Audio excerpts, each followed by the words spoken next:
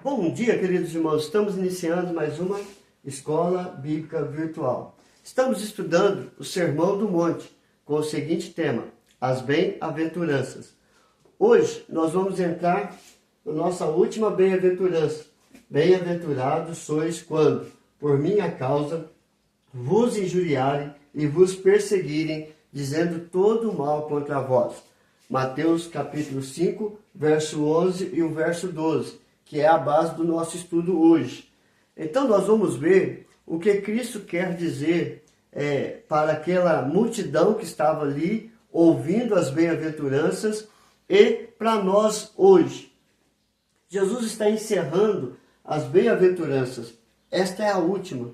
Então agora ele vai olhar e falar para a multidão que, ao seguir a Cristo, ao se render a Ele, reconhecendo Ele como Filho de Deus, conhecendo Ele como Senhor e Salvador, todos serão insultados, serão perseguidos e serão injuriados, mas que eles teriam que permanecer firmes na fé.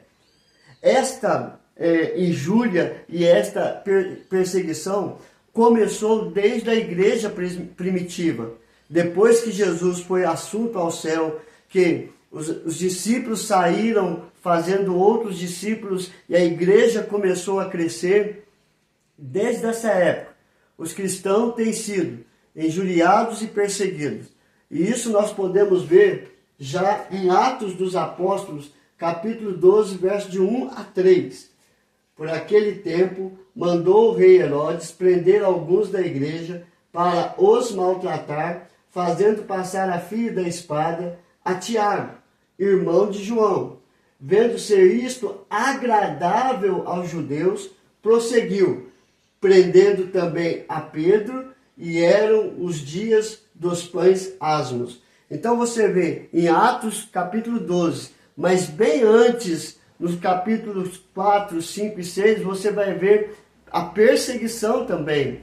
E Paulo, que escreveu várias cartas, era um dos perseguidores. Quando você olha ali que ele está olhando e Filipe está sendo apedrejado, eles pegam as vestes de Filipe e colocam aos pés de Paulo. Então você vê que as injúrias e as perseguições começaram desde a igreja primitiva. Nesse texto dá para notar que a perseguição agradava tanto a Herodes e aos judeus, ou seja, tanto aos governantes quanto ao povo. Notamos como é a opressão feita através de insultos e das perseguições. E é por isso que Jesus, neste exato momento, ele fala: bem-aventurados sois quando por minha causa vos injuriarem e vos perseguirem. Ele já estava preparando o povo e também todos que viriam segui-lo, o que iria acontecer ao seguir a ele como Senhor e Salvador. Por isso Jesus já estava prevenindo a respeito dos insultos e das perseguições. E em Mateus capítulo 5, verso 11 e 12, ele diz: bem-aventurados sois quando por minha causa vos injuriarem e vos perseguirem e, mentindo, disseram todo o mal contra vós. Regozijai-vos e exultai, porque é grande o vosso galardão nos céus, pois assim perseguiram os profetas que viveram antes de vós. Então Jesus está olhando para o Antigo Testamento e falando que os profetas também foram perseguidos. E assim como os profetas foram perseguidos, ele seria perseguido e todos os seus seguidores seriam perseguidos. É interessante olhar para o texto e ver que nós vamos sofrer injúrias, nós vamos sofrer perseguições, vão se levantar mentiras, calúnias contra todos nós, todos aqueles que crerem e que seguem e servem a Cristo Jesus como Senhor e Salvador. Quem são estes que sofrem insultos e perseguição? São todos aqueles que sofrem abusos em virtude de sua fé permanente em Jesus. Ou seja, são todos aqueles que professam a sua fé em Cristo e vão sofrer abusos em virtude desta fé. Os que creem, os que vivem falando a respeito de Jesus, os que testemunham com sua própria vida, sim, são esses que sofrem todo tipo de afrontas por causa do nome de Cristo. Todos aqueles que professam a fé em Cristo Jesus vão ser perseguidos e vão ser insultados. Contudo, Jesus acrescenta uma ordem: regozijai-vos, estejam excessivamente alegres por estar sofrendo afrontas pelo meu nome. Ou seja, não é motivo de tristeza, não é motivo de angústia, mas é motivo de alegria ao sofrer por causa do nome de Cristo. Como é a perseguição referida por Jesus? A perseguição referida toma várias formas. A primeira, opróbrio, ou seja, ser envergonhado, ser maldito, acumulando insultos sobre os crentes, como, por exemplo, Mateus capítulo 10, verso 25. Basta ao discípulo ser como seu mestre e ao servo como seu senhor. Se chamaram Beelzebu, o dono da casa, quanto mais aos seus domésticos. Jesus está falando que é para continuar servindo a ele. Porque se chamaram ele de Beelzebu, quanto mais aqueles que seguem a Cristo. E no capítulo 12 de Mateus, você vai ver isso acontecendo com Jesus. Jesus expulsa um demônio e todos que estavam ali começaram a falar que ele estava expulsando demônios pelo nome de Beelzebu. Ou seja, ele era discípulo de Beelzebu. Então, você vê o próprio acumulando insultos sobre os crentes, por exemplo. Segundo, João capítulo 8, verso 48. Responderam, pois, os judeus e lhe disseram: porventura não temos razão em dizer que és samaritano e tens demônio? Então você vê, chamando Jesus de samaritano, porque os samaritanos eram mal vistos por judeus. Era alguém que não prestava, que não servia para nada. Então eles estavam chamando de Jesus de samaritano e falando que ele tinha demônio. Calúnia é a segunda perseguição referida no texto de Mateus capítulo 5. É dizer falsamente toda espécie de males contra vocês e levantar injúria e os rejeitar como indigno. Levantar várias coisas que não convêm aos cristãos e nos tornar pessoas indignas da sociedade. E isso está em João capítulo 7, verso 49. Quanto a esta plebe que nada sabe da lei, é maldita, chamando os cristãos de plebeus, povo de segunda classe, e de maldito. Durante as primeiras perseguições da igreja, na igreja primitiva ali, logo após Cristo ser assunto ao céu, os cristãos foram qualificados de ateus por não adorarem a um Deus visível e imorais por serem forçados a reunir em lugares secretos para não serem mortos. Então eles foram colocados como imorais e antipatriotas por serem leais a Cristo e não ao imperador. Então eles sofreram tudo quanto é injúrias e perseguições. E a última perseguição que nós vamos ver é a perseguição ativa, que não está no texto. Por mais que não esteja mencionada aqui, é uma realidade. Muitos foram presos e mortos por causa do nome de Cristo, por seguir e testemunhar a respeito de Cristo.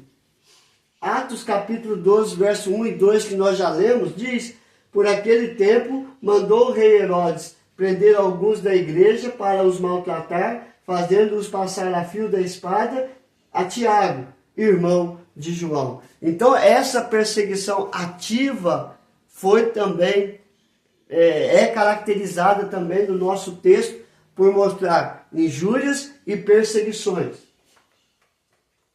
Leiam também o relato em Mateus capítulo 10, do verso 16 e verso 36, que Jesus vai falar desta perseguição ativa, mostrando que eles seriam presos, mortos, de todas as formas.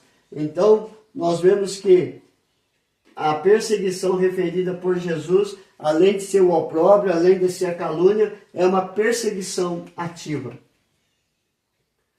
Por qual razão devem regozijar por ser perseguidos? Cristo deu esta ordem: regozijarem, né? Estejam extremamente alegres. Mas por quê? Se está sofrendo, se está sendo perseguido, se está sendo caluniado. Então nós vamos ver algumas razões por quê. Como já dissemos, Jesus manda regozijar, mas por quê? Primeiro, esta perseguição indica o genuíno caráter da sua fé. Se nós estamos sendo perseguidos, é porque a nossa fé é firme e verdadeira em Cristo Jesus, em Deus que criou todas as coisas, nosso único e suficiente Senhor e Salvador. Lucas capítulo 21, verso 13. E isto vos acontecerá para que deis testemunho. Então, toda vez que nós somos perseguidos, é para testemunharmos a respeito de Cristo Jesus. 1 Pedro capítulo 4, verso 14. Pelo contrário, alegrai-vos na medida em que sois coparticipantes dos sofrimentos de Cristo, para que também na revelação de sua glória vos alegreis exultando. O verso aqui é 13, não é 14. Então você vê, alegrai-vos na medida que sois coparticipantes dos sofrimentos de Cristo. Então você vê que nós temos que nos alegrar, porque assim como Cristo sofreu por nós, agora nós também estamos sofrendo por causa do nome de Cristo. Por qual razão devem regozijar por ser perseguidos? Segundo, porque o caráter cristão é purificado e amadurecido pelo sofrimento. Então, se a fé é genuína porque sofremos, o crescimento, a maturidade espiritual, a santificação faz parte da perseguição, porque o caráter é purificado e amadurecido. Somos santificados pela perseguição e pelo sofrimento. Romanos capítulo 5, verso 3 e 5. E não somente isso, mas também nos gloriamos nas próprias tribulações, sabendo que a tribulação produz perseverança. Ora, a esperança não confunde, porque o amor de Deus é derramado em nosso coração pelo Espírito Santo que nos foi outorgado. Então você está vendo que nos gloriamos nas próprias tribulações, porque a tribulação produz perseverança. Então, a perseverança é o amadurecimento, é o fortalecimento do caráter cristão. Eu estou no caminho certo, eu estou servindo ao Deus único e verdadeiro, e não vou voltar atrás, porque nós não somos daqueles que retrocedem, mas para aqueles que vão adiante, prosseguindo para o alvo, o autor e consumador da nossa fé. E por último, porque a perseguição é seguida de grande recompensa no céu. Não se trata de um salário ganho pelo esforço humano ou mérito humano, mas sim de uma recompensa graciosa que vem diretamente das mãos de Deus para nós. Ou seja, nós seremos recompensados lá na glória. Eu gosto muito de ler Apocalipse, principalmente as cartas às igrejas. Ele vai falar lá que nós vamos receber um novo nome, uma pedrinha branca e vestimentas brancas. Ou seja, isso significa santidade. E nesta pedrinha branca, um nome que somente aquele que recebe sabe qual é o nome. Então esta é uma das grandes recompensas que nós vamos ter lá na glória. Romanos capítulo 8, verso 18 diz: porque para mim tenho por certo que os sofrimentos do tempo presente não podem ser comparados com a glória a ser revelada em nós. Então, as tribulações, as provações, as privações, os insultos, as perseguições não se comparam ao que nós vamos receber lá na glória. E 2 Coríntios capítulo 4, verso 17 e 18. Porque a nossa leve e momentânea tribulação produz para nós eterno peso de glória, acima de toda comparação, não atentando nas coisas que se veem, mas nas que se não veem, porque as que se veem são temporais, e as que se não veem são eternas.